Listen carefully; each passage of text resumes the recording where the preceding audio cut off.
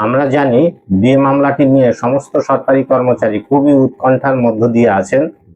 আজকেও ডিএ মামলার শুনানি হলো না। পরবর্তী ডেট কবে পড়লো, কেন ডিএ মামলার শুনানি হলো না, সবই জানালেন সংগ্রামী যৌথ মঞ্চের আহ্বায়ক মাননীয় ভাস্কর ঘোষ মহাশয়। বলছি যে আমরা তো সরকারি কর্মচারীরা খুব উৎকণ্ঠায় আছি, তো আজকে ডিএ মামলাটা উঠলো না কেন একটু বলতে পারবেন? উঠলো না বলতে কপিল সিবাল ওরা সব ইয়েতে ব্যস্ত আছে, মানে প্রেসিডেন্সিয়াল রেফারেন্সের মামলাতে। হুম। ওই মামলার জন্য এখানে শুনানিটা পিছতে অ্যাকচুয়ালি ব্যাপারটা হয়েছে যে এটা কাউকে বলতে পারি না, আমাদের গোপাল স্যার ওখানেই ব্যস্ত আছে। এবার গোপাল স্যারকে ছাড়া এই শুনানিতে আমরা কনক্লুড করতে চাইছি না আর কি। হ্যাঁ, হ্যাঁ।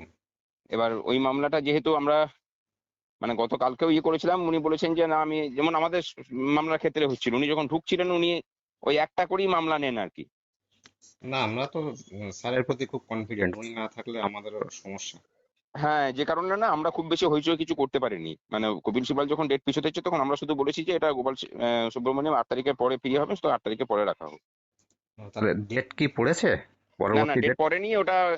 মানে এই জাজ অ্যাকচুয়ালি শুনতেনও না, যে জাজ একটানা 3 দিন শুনেছেন। হুম, হুম, হুম। মানে বেঞ্চটাও বদল হয়েছিল আর কি, অনেক একটু গোলমালি ছিল। আজকে শুনানি এমনিতে হতো না, কারণ ও এর আগে যিনি শুনিয়েছিলেন প্রশান্ত কুমার, সে প্রশান্ত কুমারের চেঞ্জ হয়ে গেছে।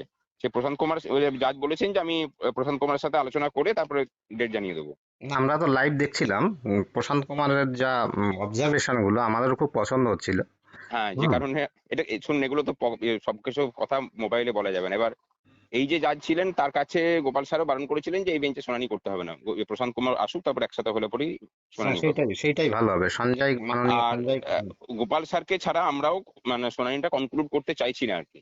একদম একদম আমরা এটাই। মামলাটা আমাদের জেতা মামলা, তাতে যদি ওনার জন্য একটা ডেট আমাদের দেরি হয় তাতে অসুবিধা নেই, কিন্তু মামলাটা জিততে হবে। হ্যাঁ, গোপাল স্যার আসার পরেই তো দেখলাম মামলাটা যেভাবে গতি নিল। উনি না হুম। দেখুন, ওনাকে যদি আমরা না রাখতাম এই মামলা কর্মচারী পক্ষ হেরে যায়। হ্যাঁ, এটা আমরা দেখেছি বা দেখছি। হুম। ঠিক আছে দাদা, আপনি কি কোর্টেই আছেন? না, আমি কোর্টে যাইনি গো আজকে। ওকে ওকে। ঠিক আছে দাদা, পরে কথা বলবো, হ্যাঁ, বিস্তারিত। এখন ঠিক আছে, আপনাকে ঠিক আছে, হুম হুম হুম। ঠিক আছে।